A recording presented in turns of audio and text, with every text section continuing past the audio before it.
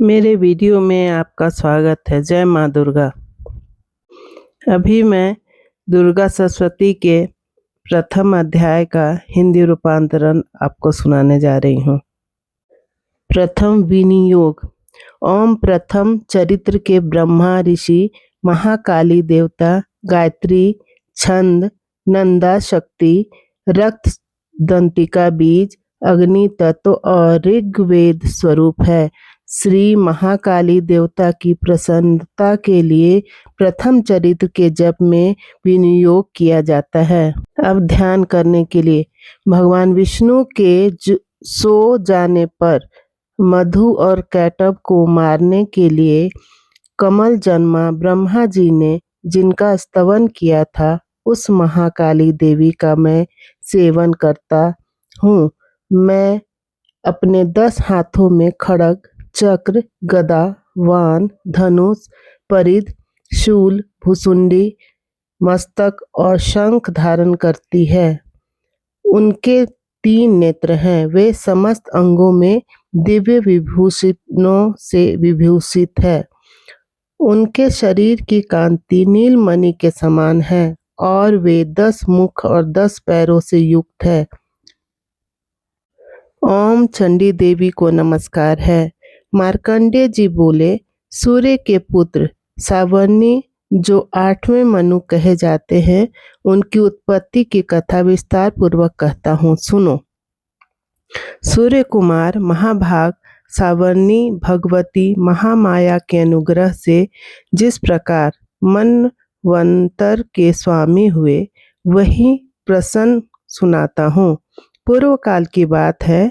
स्वारोचित मनवंतर में सुरथ नाम के एक राजा थे।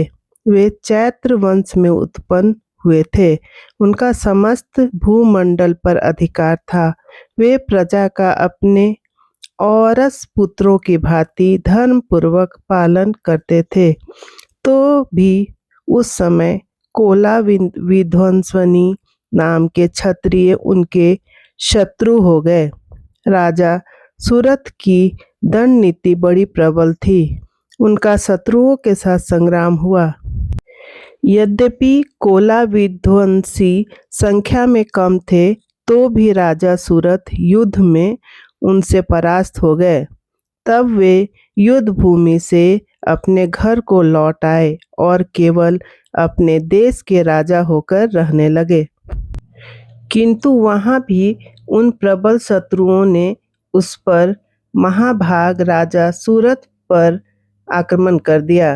राजा का बल क्षीण हो चला था, इसलिए उनके दुष्ट, बलवान एवं दुरात्मा मंत्रियों ने वहां उनकी राजधानी में भी राजकीय सेना और खजाने को हथिया लिया। सूरत का प्रभुत्व नष्ट हो चुका था, इसलिए वे शिकार खेलने के बहाने घोड़े पर सवार हो वहां से अकेले ही एक घने जंगल में चले गए। वहां उन्होंने विप्रवर मेघा मुनि का आश्रम देखा, जहां कितने ही हिंसक जीव परम शांत भाव से रहते थे। मुनि के बहुत से शिष्य उस वन की शोभा बढ़ा रहे थे। वहां जाने पर मुनि ने उनका सत्कार किया और वे उस मुनि श्रेष्ठ के आश्रम पर इधर उधर विचरते हुए कुछ काल तक रहे। फिर ममता से आकृष्ट चित्त होकर वहां इस प्रकार चिंता करने लगे। पूर्व काल में मेरे पूर्वजों ने जिसका पालन किया था, वही नगर आज मुझसे रहित है। पता नहीं मेरे दुराचारी भृत्यगण उसकी धर्म पूर्वक रक्षा करते हैं या नहीं। जो सदा मद की वर्षा करने वाला और सूरवीर था, वह मेरा प्रधान हाथी अब शत्रुओं के अधीन होकर न जाने किन भोगों को भोगता होगा। जो लोग मेरी कृपा, धन और भोजन पाने से सदा मेरे पीछे पीछे चलते थे, वे निश्चय ही अब दूसरे राजाओं का अनुसरण करते होंगे। उन अपव्ययी लोगों के द्वारा सदा खर्च होते रहने के कारण अत्यंत कष्ट से जमा किया हुआ मेरा वह खजाना खाली हो जाएगा। ये तथा और भी कई बातें राजा सूरत निरंतर सोचते रहते थे। एक दिन उन्होंने वहां विप्रवर मेघा के आश्रम के निकट एक वैश्य को देखा और उससे पूछा, भाई तुम कौन हो? यहाँ तुम्हारे आने का क्या कारण है? तुम क्यों शोकग्रस्त और अनमने से दिखाई देते हो? राजा सूरत का यह प्रेम पूर्वक कहा हुआ वचन सुनकर वैश्य ने विनीत भाव से उन्हें प्रणाम करके कहा, राजन, मैं धनियों के कुल में उत्पन्न एक वैश्य हूँ। मेरा नाम समाधि है। मेरे दुष्ट स्त्री पुत्रों ने जिन धन को लोभ से मुझे घर से बाहर निकाल दिया, मैं इस समय धन, स्त्री और पुत्रों से वंचित हूँ। मेरे विश्वसनीय बंधुओं ने मेरा ही धन लेकर मुझे दूर कर दिया, इसलिए दुखी होकर मैं वन में चला आया। यहाँ रहकर मैं इस बात को नहीं जानता कि मेरे पुत्रों ने स्त्री की और स्वजनों की कुशल है या नहीं। इस समय घर में वे कुशल से रहते हैं अथवा उन्हें कोई कष्ट है। वे मेरे पुत्र कैसे हैं? क्या वे सदाचारी हैं अथवा दुराचारी हो गए? राजा ने पूछा। जिन लोभी स्त्री पुत्र आदि ने धन के कारण तुम्हें घर से निकाल दिया, उनके प्रति तुम्हारे चित्त में इतना स्नेह का बंधन क्यों? वैसे बोला, आप मेरे विषय में जैसी बात कहते हैं वह सब ठीक है, किंतु क्या करूं, मेरा मन निष्ठुरता नहीं धारण करता। जिन्होंने धन के लोभ में पड़कर पिता के प्रति स्नेह, पति के प्रति प्रेम तथा आत्मीय जन के प्रति अनुराग को तिलांजलि दे दी, मुझे घर से निकाल दिया, उन्हीं के प्रति मेरे हृदय में इतना स्नेह है। महामते, गुणहीन बंधुओं के प्रति भी जो मेरा चित्त इस प्रकार प्रेम मग्न हो रहा है, यह क्या है? इस बात को मैं जानकर भी नहीं जान पाता। उनके लिए मैं लंबी सांसें ले रहा हूँ और मेरा हृदय अत्यंत दुखित हो रहा है। उन लोगों में प्रेम का सर्वथा अभाव है, तो भी उनके प्रति जो मेरा मन निष्ठुर हो पाता है, इसके लिए क्या करूं? मार्कंडे जी ने कहा, ब्राह्मण, तदंतर राजाओं में श्रेष्ठ सूरत और वह समाधि नामक वैश्य दोनों साथ साथ मेघा मुनि की सेवा में उपस्थित हुए और उनके साथ यथा योग्य न्यायानुकूल विनयपूर्ण वर्ताव करके बैठे। तत्पश्चात वैश्य और राजा ने कुछ वार्तालाप आरंभ किया। राजा ने कहा, भगवान, मैं आपसे एक बात पूछना चाहता हूँ, उसे बताइए। मेरा चित्त अपने अधीन न होने के कारण वह बात मेरे मन को बहुत दुख देती है। जो राज्य मेरे हाथ से चला गया है, उसमें और उसके संपूर्ण अंगों में मेरी ममता बनी हुई है। मुनि श्रेष्ठ, यह जानते हुए भी कि वह अब मेरा नहीं है, अज्ञानी की भांति मुझे उसके लिए दुख होता है।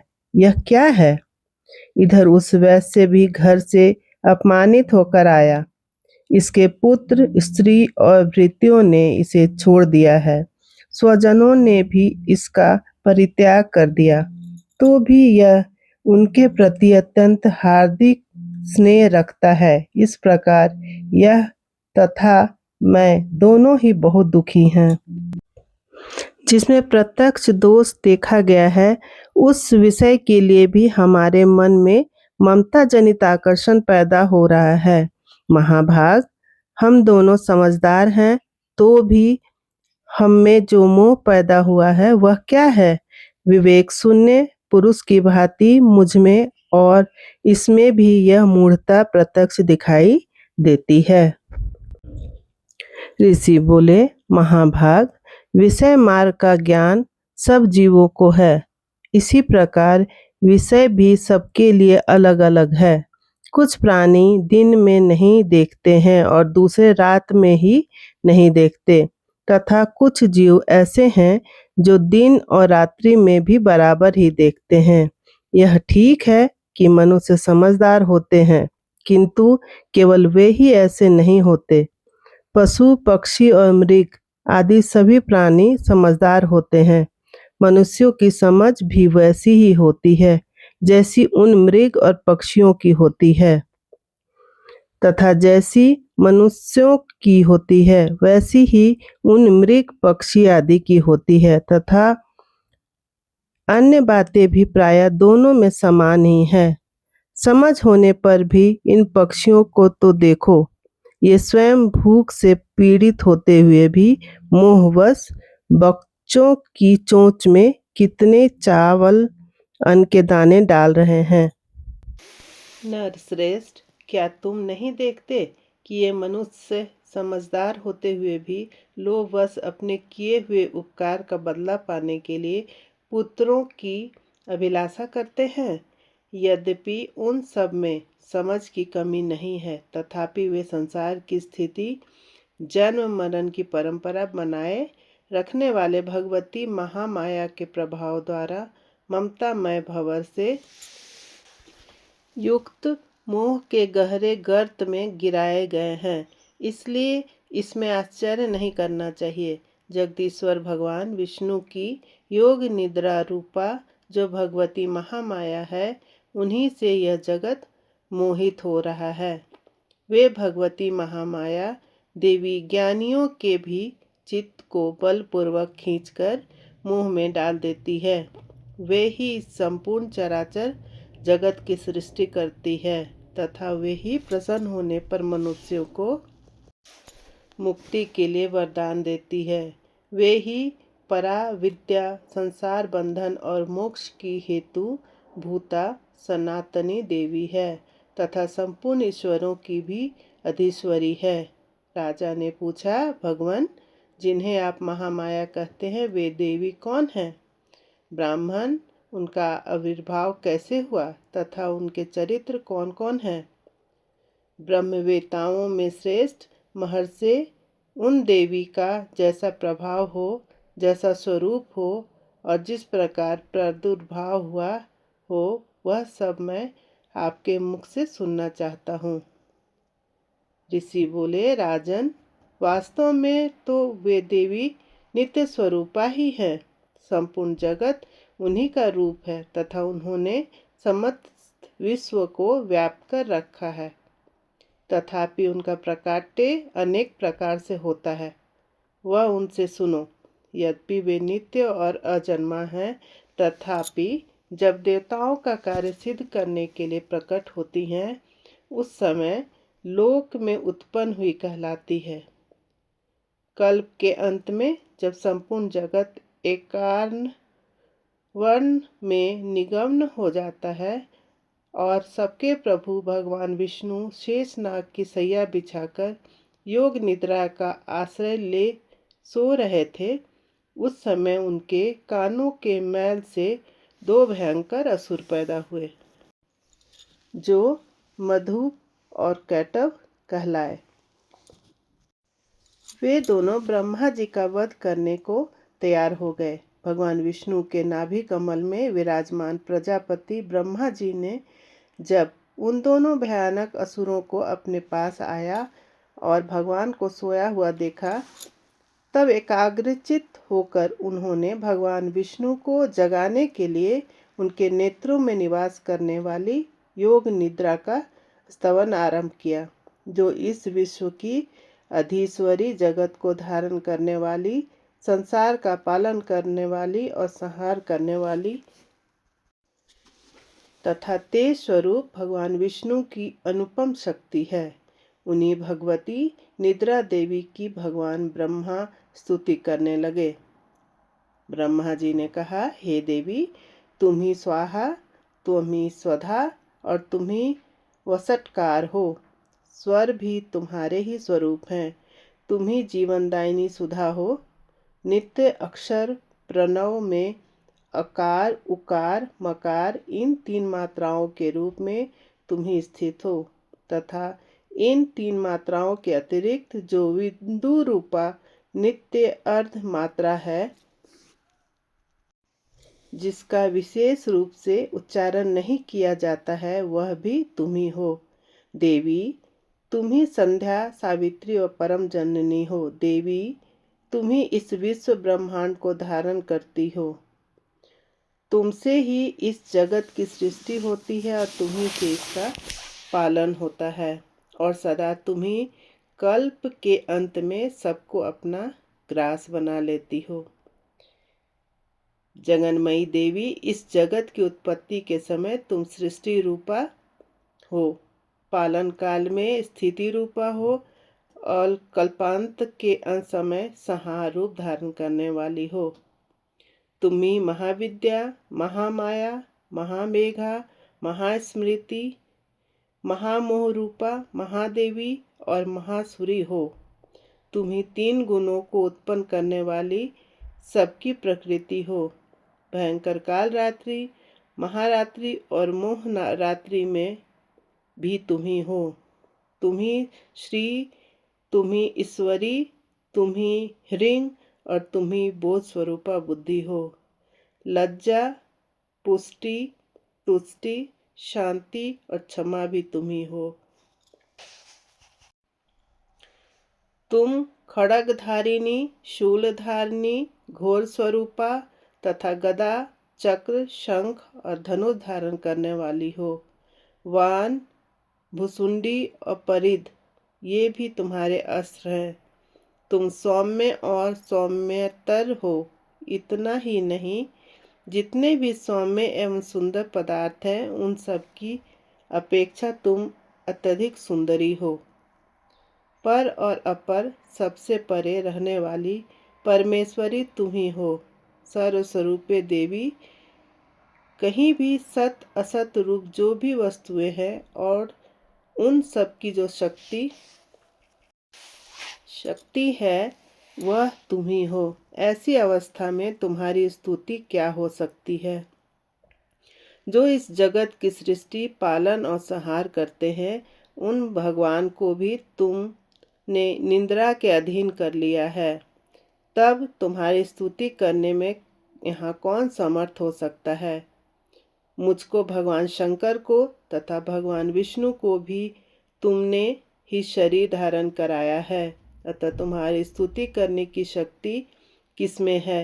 हे देवी, तुम तो अपने इस उदार प्रभावों से ही प्रशंसित हो।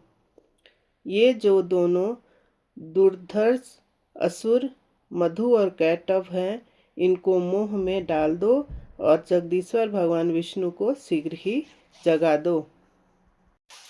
साथ ही इनके भीतर इन दोनों महान असुरों को मार डालने की बुद्धि उत्पन्न कर दो।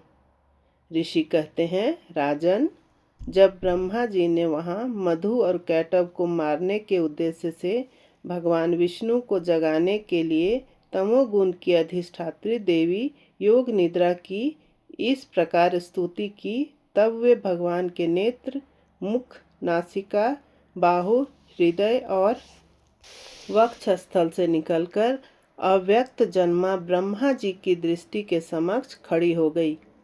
योग निद्रा से मुक्त होने पर जगत के स्वामी भगवान जनार्दन उस 51 के जल में शेषनाग की सैया से जाग उठे। फिर उन्होंने उन दोनों असुरों को देखा। वे दुरात्मा मधु और कैटव अत्यंत बलवान और पराक्रमी थे तथा क्रोध से लाल किए आंखें ब्रह्मा जी को खा जाने के लिए उद्यत थे। तब भगवान श्री हरि ने उठकर उन दोनों के साथ 5000 वर्षों तक केवल बाहु युद्ध किया। वे दोनों भी अत्यंत बल के कारण उन्मत्त हो रहे थे। इधर महामाया ने भी उन्हें मुंह में डाल रखा था, इसलिए वे भगवान विष्णु से कहने लगे, तुम हमारी वीरता से संतुष्ट है, तुम हम लोगों से कोई वर मांगो। श्री भगवान बोले, यदि तुम दोनों मुझ पर प्रसन्न हो तो अब मेरे हाथ से मारे जाओ। बस इतना सा ही मैंने वर मांगा है। यहाँ दूसरे किसी वर से क्या लेना। ऋषि कहते हैं, इस प्रकार धोखे में आ जाने पर जब उन्होंने संपूर्ण जगत में जल ही जल देखा, तब कमल नयन भगवान से कहा, जहाँ पृथ्वी जल में डूबी हुई हो, जहाँ सूखा स्थान हो, वहीं हमारा वध करो। ऋषि कहते हैं, तब तथास्तु कहकर शंख चक्र और गदा धारण करने वाले भगवान ने उन दोनों के मस्तक अपनी जांघ पर रखकर चक्र से काट डाले। इस प्रकार ये देवी महामाया ब्रह्मा जी की स्तुति करने पर स्वयं प्रकट हुई थी। अब पुनः तुमसे उनके प्रभाव का वर्णन करता हूँ, सुनो। जय माँ दुर्गा। प्रथम अध्याय समाप्त हो गया।